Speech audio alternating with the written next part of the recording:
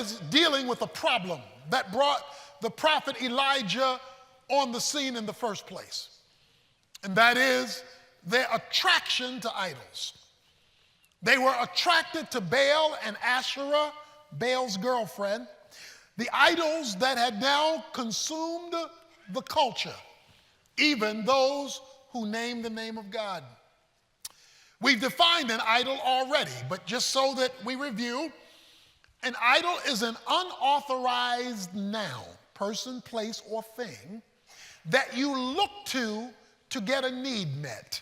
It's an unauthorized person, place, or thing, an unauthorized noun that you look to for that thing to be the source of a need being met. Something God has not approved, but you're looking to it to be the source of your provision. That's an idol. Granted, we over here don't worship trees by and large, or the moon, or the stars. Well, I can't really say that because folks are still checking their horoscopes as an unauthorized source.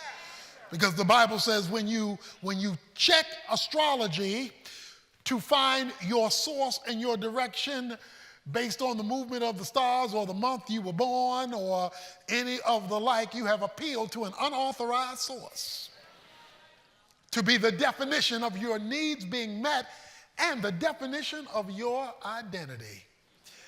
So that is idolatry. So you may not do any of the things people may do, and you just have an American idol.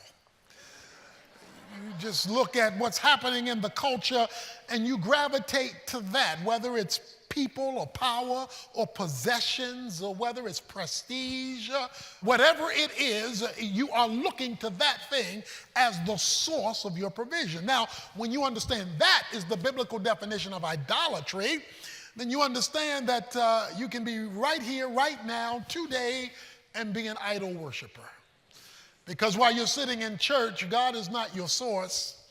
He's a point of reference, but he's not your source. And so we have seen some of the supernatural activity of Elijah, and we've tried to say this transfers over to you today. The principle of God's supernatural work that we're discovering in his life relates to your life.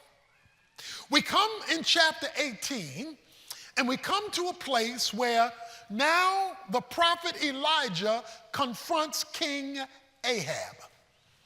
He confronts King Ahab, and he confronts him in chapter 18, verse 17. And when Ahab saw Elijah, Ahab said to him, "Is this you, you troubler of Israel?" In other words, you getting on my nerves, Ahab says. "Is this you, Elijah, you bringing all this trouble to Israel?" Elijah responds in verse 18, "I have not troubled Israel, but you and your father's house have, because you have forsaken the commandment of the Lord and you have followed the Baals." You follow the idols. Elijah is not concerned about being politically correct. So he refuses to be politically correct. He says, "Ahab, you have brought this about because of your pursuit of idolatry. You've caused the heavens to shut up. It's no longer raining. The culture's in trouble because you have pursued another god." One of the reasons you're seeing all of this chaos around us, even in our culture and in our country, is because we have forsaken the Lord our God. And what you and I are experiencing today is God saying, "You don't want me? Let me get out of the way and let me show you life without me." And so you have the consequence of the removal of God. God is being removed from government. God is being removed from schools. God is being removed from the biblical definition of marriage. God is being removed from the civics. God can't even open up a prayer at a football game. When God is being removed from the culture, that means idolatry has automatically set in, which means there are consequences that accrue in the environment where God has been removed. And that is what was happening in Israel. They're experiencing life without the one true God. So Elijah says, "Now send and gather to me all of Israel at Mount Carmel." Verse 19, together with 450 prophets of Baal and 400 prophets of Asherah, that's 850, who eat at Jezebel's table. He says, okay, let's have a fight at the OK Corral. Okay? You bring your people and your God, and I'll be there at high noon. Okay? Okay. Let's settle this once and for all. Let's don't confuse people. Let's put this thing out on the table. So Ahab says, okay, you got a deal. Let's go for it. So Ahab sent, verse 20, a message among all the sons of Israel and brought the prophets together at Mount Carmel. Now watch this, because this is where we start. Verse 21. Elijah came near to all the people and said, how long will you hesitate between two opinions?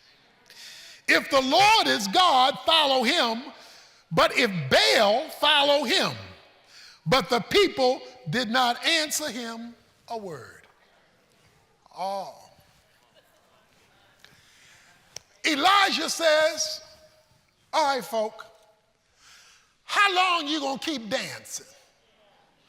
How long will you hesitate between two opinions? The word hesitate means vacillate.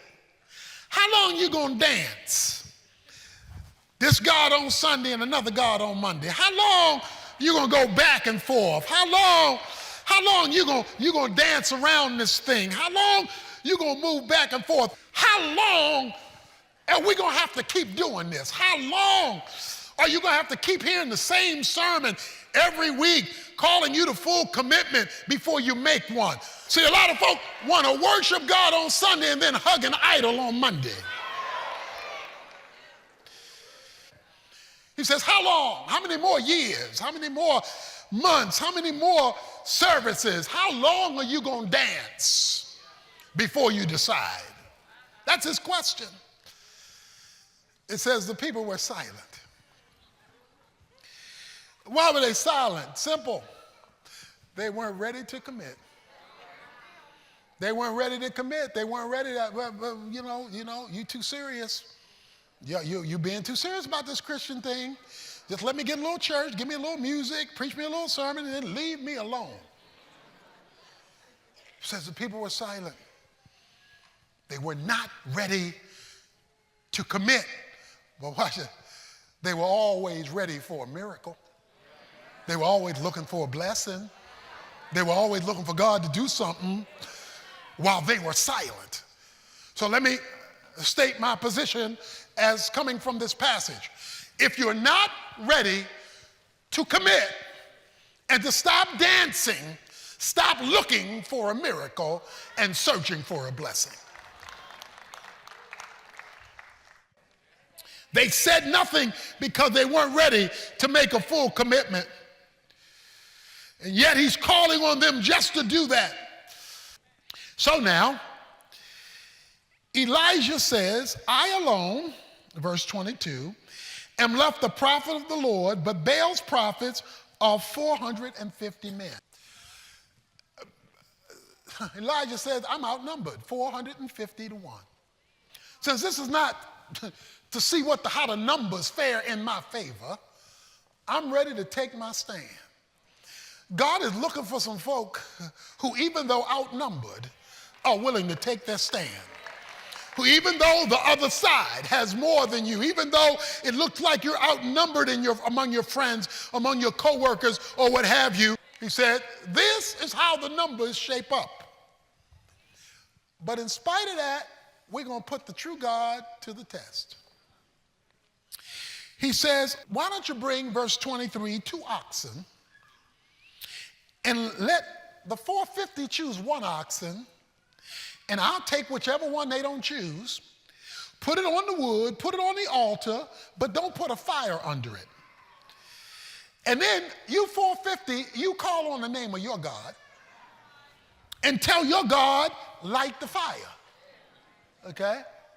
Tell your God, be the Ohio Players, fire. Tell your God to light it up. And then I'm going to call on my God. And let's see whose God is the God of fire.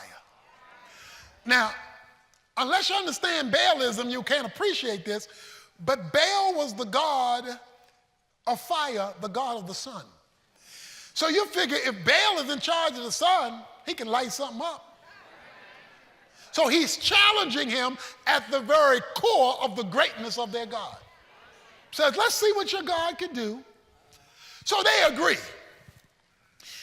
He is so confident in his commitment to God that he will challenge the majority. Oh, do we need some committed Christians today who are so committed and so confident in their God, they don't mind being outnumbered.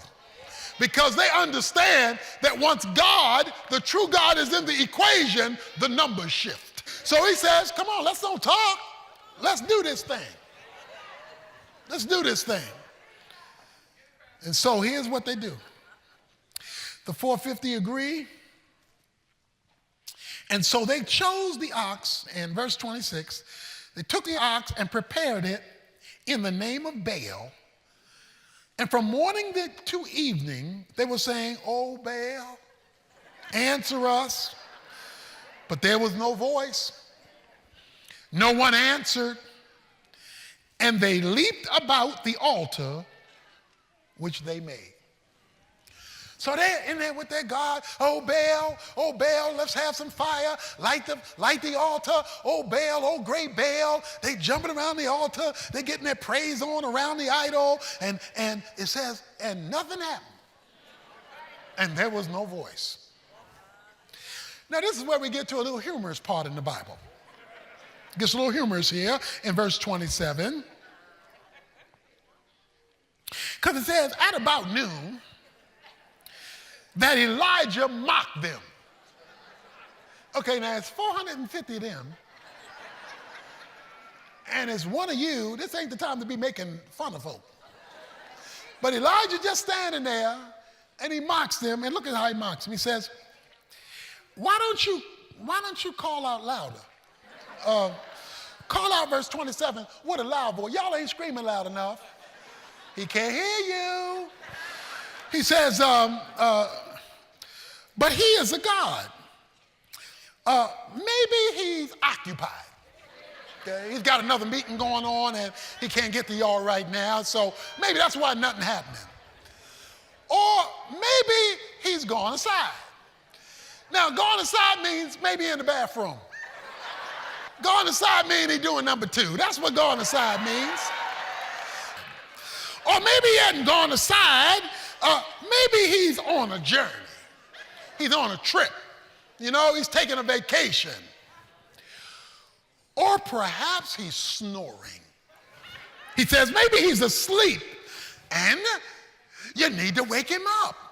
So why don't you sing a little louder, praise a little louder, pray a little louder, and wake up your God. Well, all he did was tick them off, because in verse 28 it says, they cried out with a loud voice, and they cut themselves according to the custom with swords and lances until the blood gushed out of them. When midday was past, verse 29, they raved until the evening sacrifice. There was no voice, no one answered, no one paid attention. Then Elijah said to all the people, come close. Come close. So all the people came near to him, and he repaired the altar of the Lord, which had been torn down. Okay, let me stop there. Let me stop there. It says he repaired the altar which had been torn down. That means they had religion without commitment, because the altar hadn't been used. Now, what would they do on the altar? Sacrifices. Why would they make sacrifices? To deal with sin. So what they were doing was having religion without dealing with sin. They did not want to deal with the spiritual realities in their lives, because Baal let them go where they wanted to go, do what they wanted to do, act what they wanted to act. Baal did not put any boundaries or restrictions on them. And that's not the God they wanted all week. That's good enough for Sunday. Now give me my 6 days. But they wanted that God to be the God of the supernatural. So the altar was left unattended. The spiritual issues were not addressed, but yet they had enough religion to claim God. You ought to be tired of religion by now. Religion can't change you, religion can't help you, and religion certainly won't bring heaven down to earth. What you need, and I need, and we need is a relationship, but you can only have a relationship on God's terms, and you can't have a relationship on God's terms if you got another God waiting for you tomorrow. That is another source of your identity and your reality. And so Elijah took 12 stones, according to the number of the tribes of the sons of Jacob, to whom the word of the Lord had come, saying, Israel shall be your name. So the prophet comes along, and here's what happens. He took the 12 stones, verse 32. So with the stones, he built an altar in the name of the Lord. He got the spiritual priority back in order. And unless we do that as a church, unless that's the main thing, every other thing is a waste of time. He got the altar back, the spiritual part back, the confession of sin and the pursuit of righteousness back. The altar represented all that. And then he made a trench around the altar large enough to hold 2 measures of seed. So he digs this hole around the altar. Now watch what he does here. He arranges the wood, verse 33, cuts the ox into pieces, lays it on the wood, and he said, fill 4 pitchers with water and pour it on the burnt offering. Now wait a minute. If you're trying to light up something, you don't pour water on it. You're not trying to pour water on it. You want to keep it dry so that it lights quickly. But he pours water on it. Oh, but that's not all he does. Because according to verse 24, he says, do it a second time. So they pour water on it, they wet the wood, wet the ox, wet everything. He says, pour 4 more pitchers on it. So, okay, he does it again. Oh, but is he finished? No, do it a 3rd time. And they did it a 3rd time. So he prays. And he prays at the evening sacrifice, O Lord, verse 36, the God of Abraham, Isaac, and Jacob, the covenant-keeping God, today let it be known that you are God in Israel. I am your servant, and notice this, I have done all the things at your word. Let it be known what you will do when people are committed to you and your word. In other words, I'm not like y'all, I ain't dancing. I'm not like y'all, I'm not going back and forth. I am totally committed to his word. That's how you know if you're dancing or not. He says, let it be known that I'm for real because I obey your word. In other words, God, your word has the final say-so over my decisions. Until you get to that place, you're not fully committed. If you're not fully committed, you have limited or lost access to the miraculous. So he says, I have kept your word. Answer me, O Lord, verse 37. That this people may know that you, O Lord, are God, and that you have turned their hearts back again. And the fire of the Lord fell and consumed the burnt offering, the wood, the stones, the dust, and licked up the water in the trench. Now, this is one of the scenes I want to see on instant replay when I get to heaven. Because it not only said the fire fell, but it says it consumed the stones, the wood and the stone. But here's the part I like. It said it licked up the water around the trench. Oh, and when you see God show off and show out for you, when you see him do exceedingly abundantly above all you can ask or think, when you see because you've rebuilt the altar of full commitment, he said he saw it. And then the people saw it. They fell on their faces and said, the Lord, he is God. The Lord, he is God. Does anybody here know what a hillbilly road bump is? A hillbilly road bump is an armadillo dead in the middle of a road. That's what's called a hillbilly, country people call it a hillbilly road bump. Okay? Now let me explain. 500,000 armadillos every year are killed in the middle of the road. Every time I've seen an armadillo, it's on his back and his legs is sticking up in the air. Every time I see an armadillo, it's dead in the middle of the road. Because here's what they do. They start crossing the road. They stop in the middle of the road. They stop in the middle of the road with cars coming. They stopping in the middle of the road with cars coming, and they get run over. They get run over because they get comfortable in the middle of the road. Does God have any hillbilly road bump Christians in this place? Does God have any hillbilly road bump Christians? You come to church and you stay in the middle. You like Malcolm in the middle. You stay in the middle. You want to be able to step over here to the God of the Bible, but you want to stay over here to the world. You stay in the middle only to be run over by his glory when he moves down the center. But if he can ever get you to go all the way, heaven will open up. You will see heaven open, Jesus said. You will see the angels of God going up and down the Son of Man, and you will see what God can do because you've given him all you have. God is looking for some folk who are going to leave the middle